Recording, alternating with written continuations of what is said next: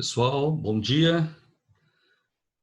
Eu queria que alguém aí no chat, por favor, me dissesse se está me ouvindo.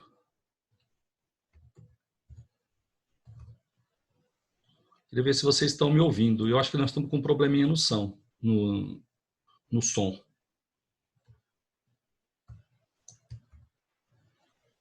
Tá me ouvindo direitinho? Oh, graças a Deus. Então tá tudo sossegado aí? Estão me ouvindo bem? E estão vendo uma tela aí? De boa. Obrigado, Carolzinha, Milene, obrigado, Roberta, Marília, obrigado, Carol. Legal. Eu vou esperar só mais um minutinho, porque a gente marcou às 10, né? E a gente vai continuar, viu? E eu vou continuar a partir daquela tela que a gente tinha parado, viu? Eu estou com outro probleminha técnico aqui, que é o seguinte: o programa ele tem 40 minutos para você trabalhar. Só que no meu aqui, eu não sei o que está acontecendo, eu acho que algum erro de hora que eu vou marcar as aulas, ele está me cortando com 20 minutos. Tá? Mas isso daí, a hora que eu acabar a aula, eu vou resolver direitinho, né? E aí fica de boa. Tá? Então, só me confirma mais uma vez, é porque eu aumentei a tela, através do chat, por favor, se vocês estão vendo a tela, recursos energéticos, né? E se o meu áudio tá legal. Você está ouvindo direitinho? Você me ouve direitinho? Por favor, essa informação é importante, senão eu fico falando aqui e você não me escuta, né? Aí fica um negócio esquisito, né? Então, legal. Estão confirmando que vocês estão me ouvindo direitinho. Muito obrigado, viu, gente, pela informação. Bom, então é o seguinte, ó. Se o programa me cortar novamente em 20 minutos, não vai ter problema, porque vai depois entrar novamente e terminar, viu? Ok? Então, deixa eu só dar uma zoiadinha aqui. Pá. Ó, beleza? Deixa eu só ir para aquela tela onde eu tinha parado, né? Estava mostrando aquela coluna de fracionamento. Gente, só um detalhe é importante falar. Quando terminar a aula aqui, você pega esses slides que acabou a aula, eu já mando para você. Aí você faz um caderno. Por exemplo, essa coluna de fracionamento aqui, desenha ela no caderno e coloca, né? O que sai lá em cima, o que sai aqui embaixo. Vou explicar direitinho para você. Mas se você fizer isso, vai ficar muito próximo da nossa aula. Se eu estivesse dando aula lá na lousa, isso aqui eu desenharia na lousa, né? Então aqui fica até mais fácil, porque ele fica mais visível. Tá certo? Deixa eu só ver o horário aqui. Começa às 10 horas direitinho. Tá, vamos ver. Aí, ó, faltam 2 minutinhos para a gente começar, viu? Legal.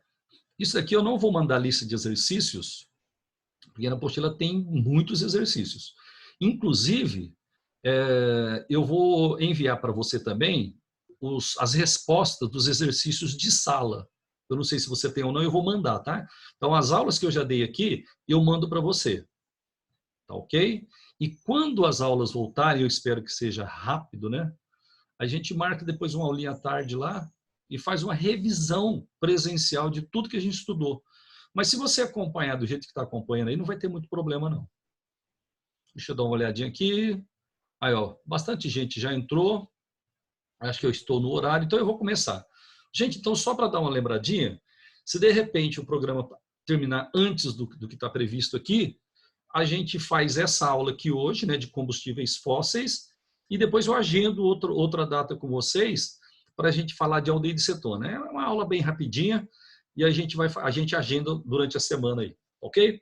Bom, então eu estava falando para você que existem 3 combustíveis fósseis importantes que você tem que saber. Isso tem que saber mesmo, viu?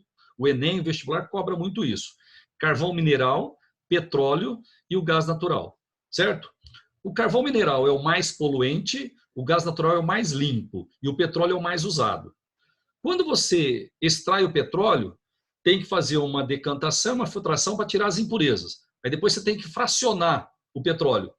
Esse fracionamento do petróleo, você chama de refino do petróleo. E é feito nessas colunas de fracionamento aqui. Como é que funciona isso? Você, aqui embaixo tem uma fornalha, né? Tem um forno, geração de calor. E na coluna de fracionamento, a temperatura, ela vai, à medida que você sobe, ela vai diminuindo. Então, aqui embaixo, próximo da fornalha, ela é muito grande, de 400 a 600 graus Celsius. Vai subindo, a temperatura vai diminuindo. Lá em cima, a temperatura é de 20 graus Celsius. Pessoal, se lá em cima a temperatura é baixa, é óbvio que você vai tirar as frações do petróleo que tem os menores pontos de ebulição, ou seja, os gases. Então, na coluna de fracionamento, em cima nós tiramos os gases. Legal? Logo abaixo dos gases, numa temperatura de 70 graus Celsius, nós tiramos uma fração de petróleo chamada nafta. Essa nafta, ela é uma mistura de hidrocarbonetos que tem de 5 a 9 carbonos, mais ou menos.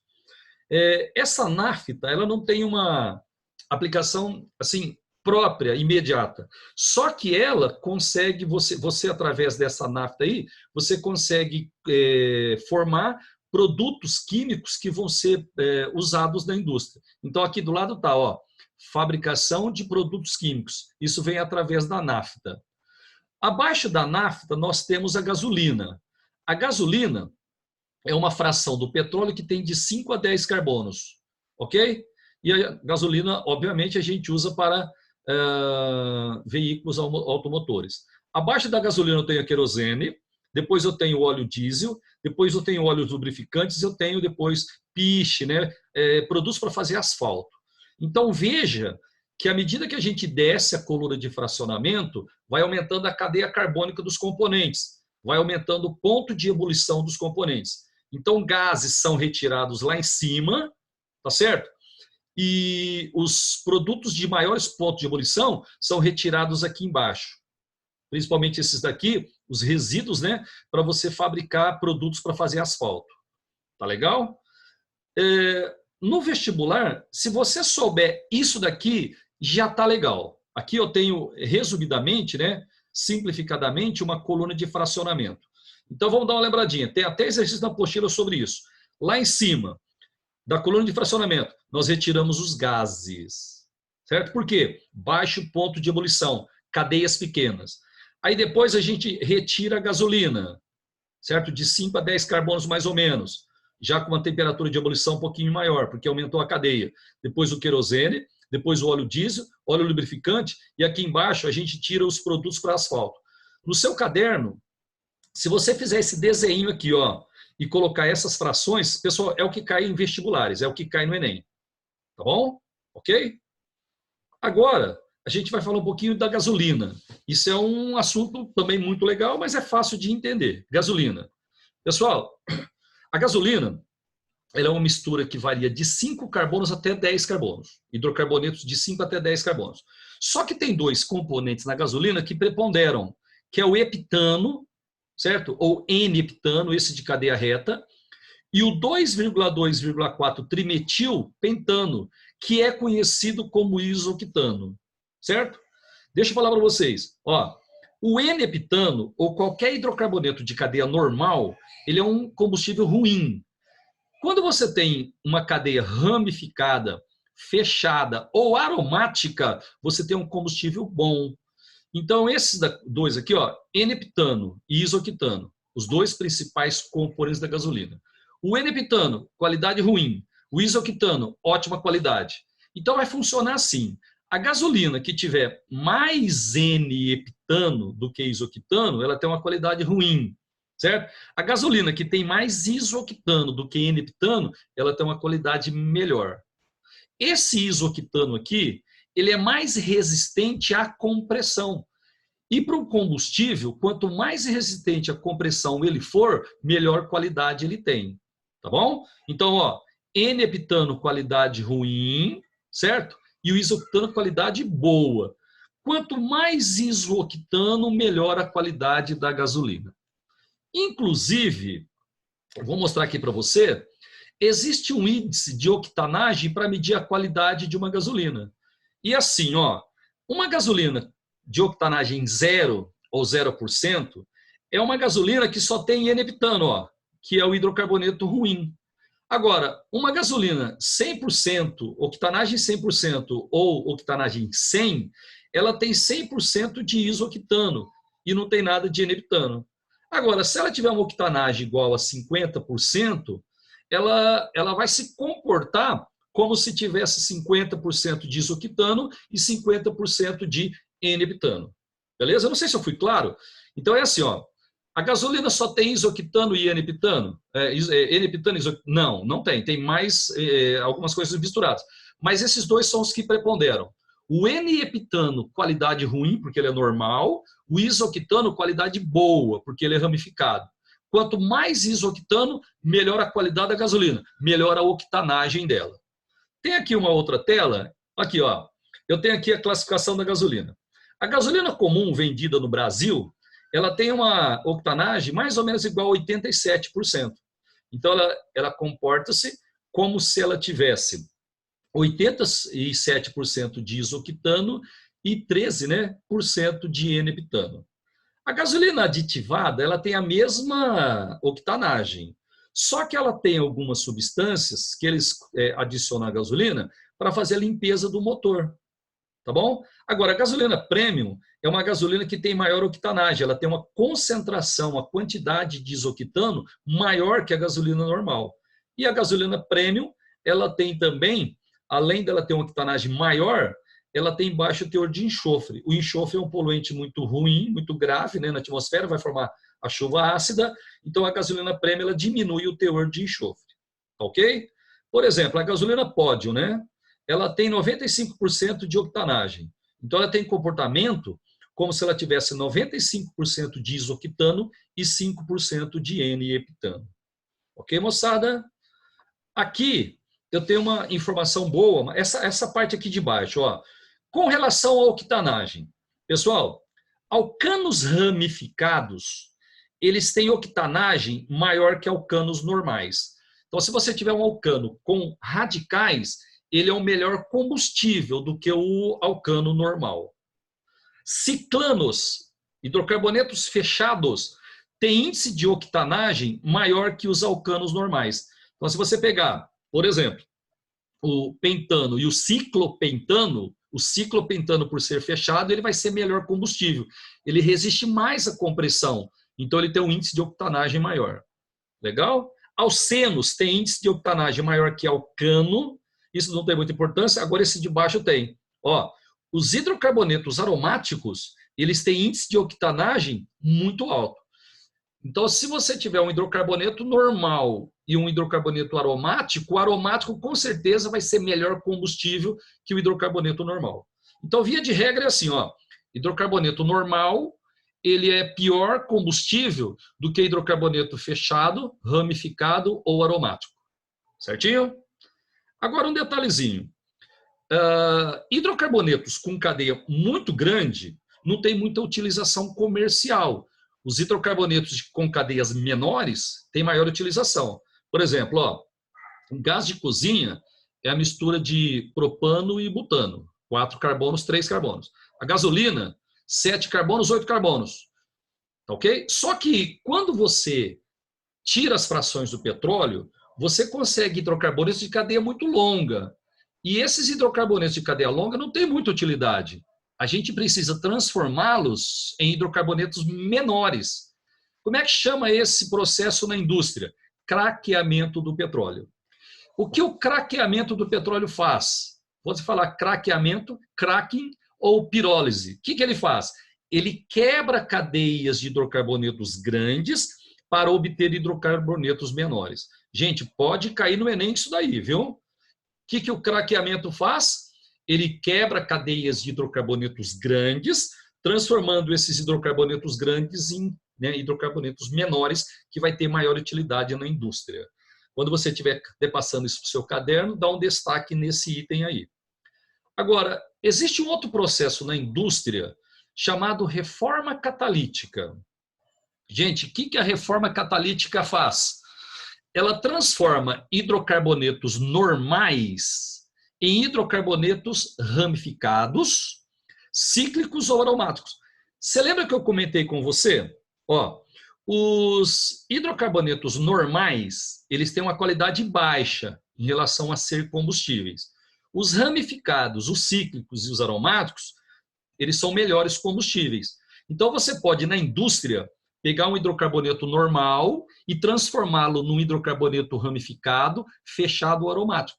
Quando você faz isso, o processo recebe o nome de reforma catalítica. Ok? Então, duas coisas para você saber.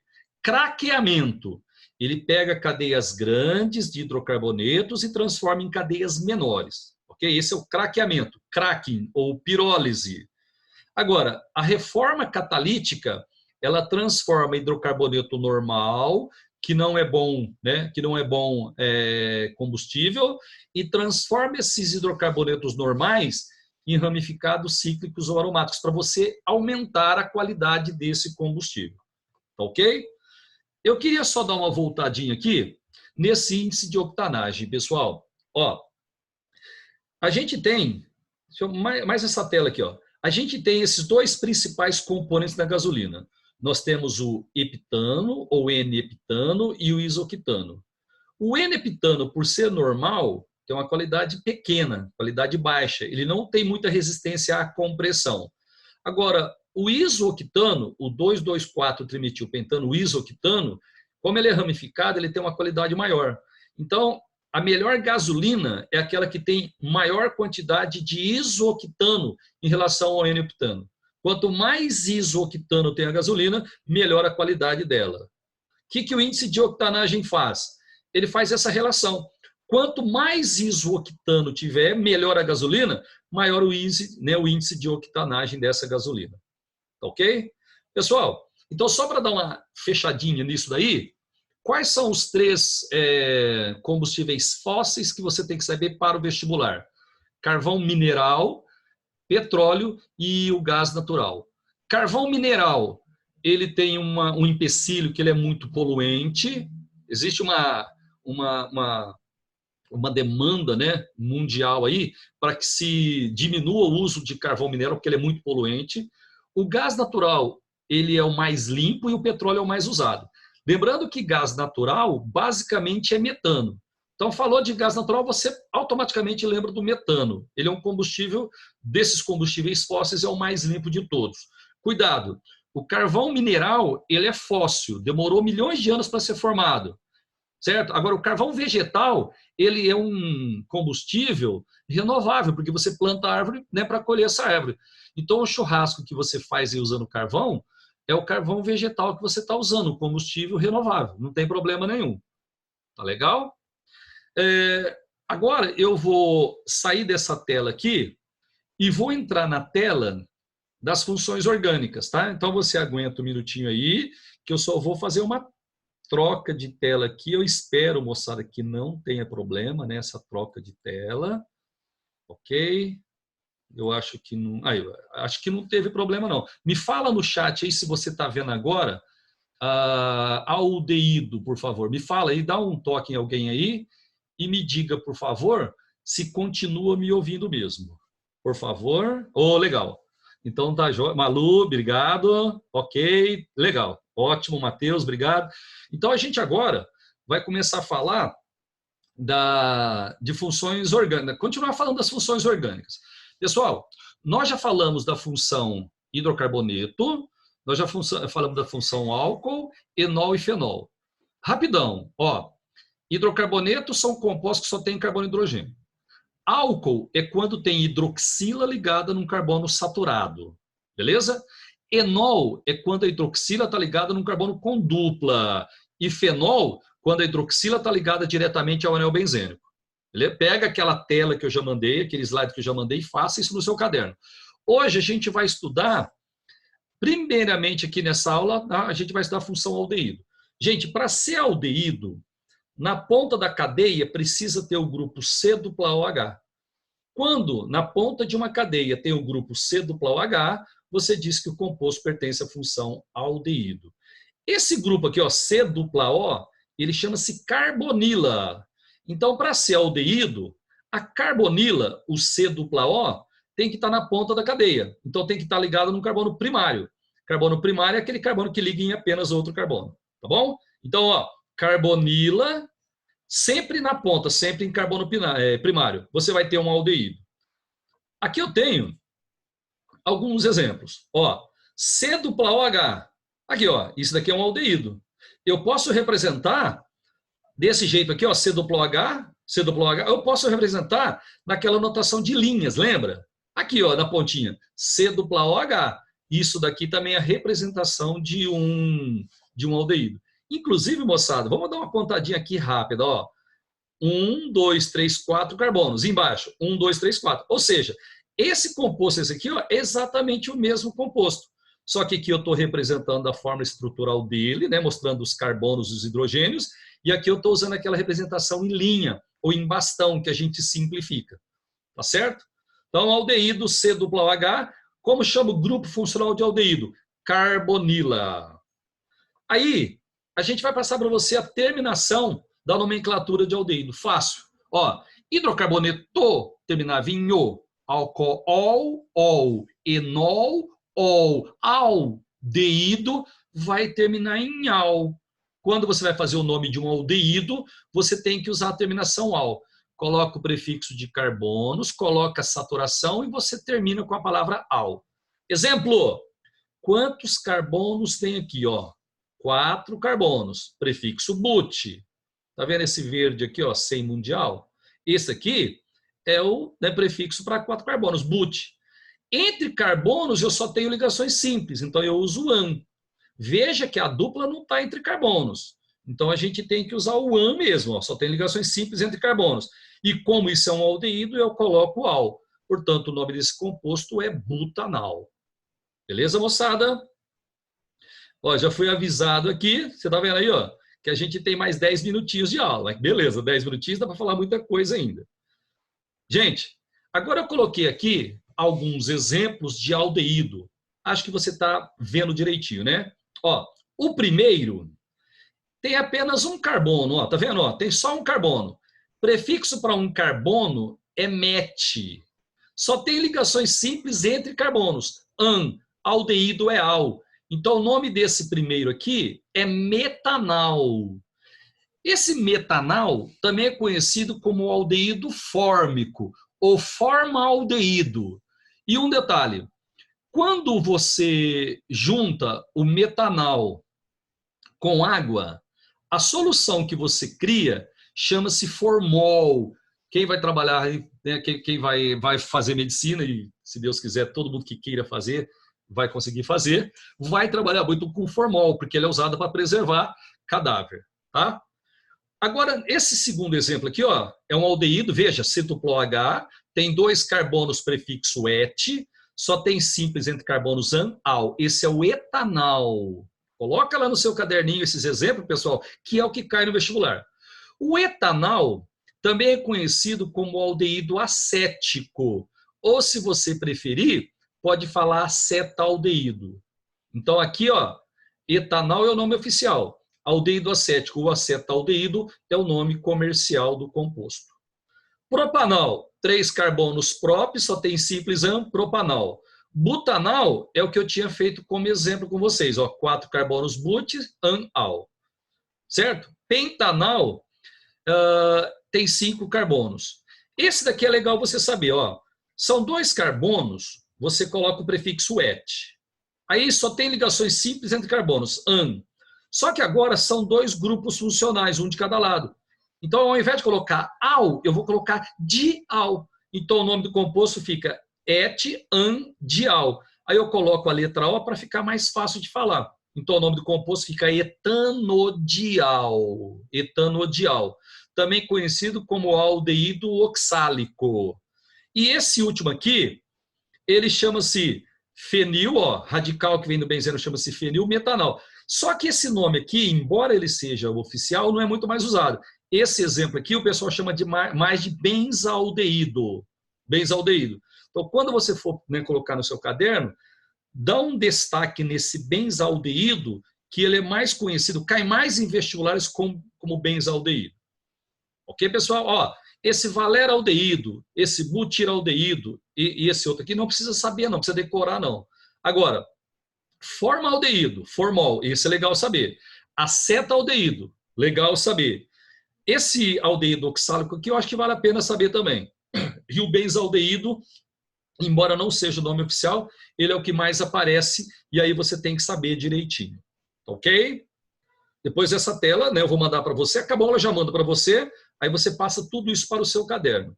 Pessoal, propriedades físicas de aldeídos. Bom, a propriedade física de aldeído é muito próxima da propriedade de cetona, então a gente reuniu em uma só porque já mata duas coisas. O grupo C-O, ele é polar, porque tem aqui o oxigênio que é muito eletronegativo, ok? Só que não tem H ligado no O. Portanto, aldeído e cetona, você vai ver que são moléculas polares, mas eles não fazem ligações de hidrogênio. A interação entre aldeído e cetona é do tipo dipolo-dipolo, que a gente vai estudar ainda nos nossos cursos aí, ok? Aldeídos e cetonas de baixo peso molecular são solúveis em água, ok, pessoal? Agora, se você aumentar a cadeia, você aumenta a parte apolar, a solubilidade diminui, como a gente já falou aqui agora. Agora, isso daqui, eles costumam pedir em provas. Ó, você tem um álcool, um aldeído e um hidrocarboneto. E eles têm massas correspondentes, massas próximas. O que vai acontecer? O ponto de ebulição dos álcoois, eles vão ser maiores que de aldeídos e cetonas. Por quê? Porque álcool faz ligação de hidrogênio, né? E aldeído e cetona, eles são só polares, é dipolo-dipolo, não são ligações de hidrogênio. Então, os álcoois de massas próximas de aldeídos vai ter ponto de ebulição maior que aldeído. E eles ganham dos hidrocarbonetos, porque os hidrocarbonetos, eles só têm as forças de Van der Waals, que são interações fraquíssimas. Então, você tem um álcool, um aldeído e um hidrocarboneto de massas próximas. O álcool vai ter maior ponto de ebulição porque ele faz a ligação de hidrogênio. Depois é o aldeído, porque ele é polar, dipolo-dipolo. E o menor ponto de ebulição vai ser o hidrocarboneto, que é apolar, e faz as forças de Van der Waals. Tá certo? E aí, a gente já passa para acetona, porque é muito igual, né? Aldeído tem o C-O num carbono primário. Cetona também tem o C-O, só que a cetona vai estar num carbono secundário. Carbono secundário é o carbono que está ligado em dois outros, ó. Certinho, moçada? Então, ó, carbonila é o C-O. Se ela tiver um carbono primário, é aldeído. Se ela tiver um carbono secundário, nós temos uma cetona. Ok? Exemplo, ó, C-O. Esse C aqui está ligado em dois outros, ele é secundário. Quando eu tenho carbonila, C-O em carbono secundário, a gente tem uma cetona. Então, aqui nós temos uma cetona. Daqui a pouquinho eu vou te falar que essa cetona é a mais importante que tem na química. Aqui embaixo, eu tenho C-O, C-O. Os dois estão em carbonos secundários, ó. Então, aqui eu tenho uma cetona. Seria uma dicetona, mas é cetona, exemplo de cetona. Beleza? Então, só para fechar, carbonila em carbono secundário, nós temos uma cetona. Pessoal, cetona tem duas nomenclaturas. A nomenclatura oficial, você coloca ona no final. Por exemplo, ó, aqui são 3 carbonos, você coloca prop. Só tem ligações simples entre carbonos, você coloca an. Cetona, você coloca ona. Então, o nome desse composto aqui oficial é propanona. Certo? Agora, a nomenclatura usual de cetona, você vai fazer o seguinte, ó.